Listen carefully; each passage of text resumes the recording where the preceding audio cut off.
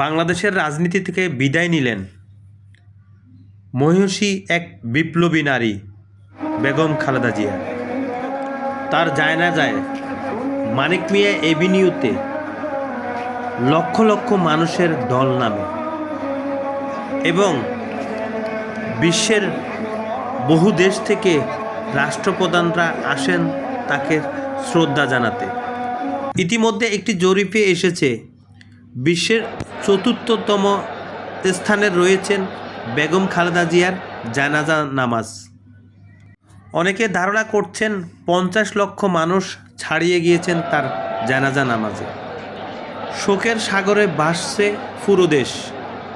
শহীদ president রাষ্ট্রপতি জিয়াউর রহমানের কবরের পাশে চিরনিদ্রায় শায়িত হলেন দেশের তিনবারের প্রথম নারী প্রধানমন্ত্রী দেশনেত্রী বেগম খালেদা জিয়া, যাকে বলা হতো আপসহীন নেত্রী।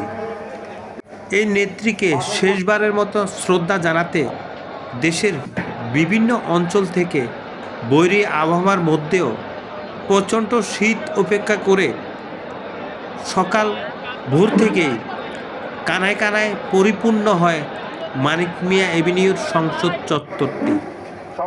ব্যাপক আইনশৃঙ্খলা পরিস্থিতি সদস্যরা নিয়ন্ত্রণে রাখেন।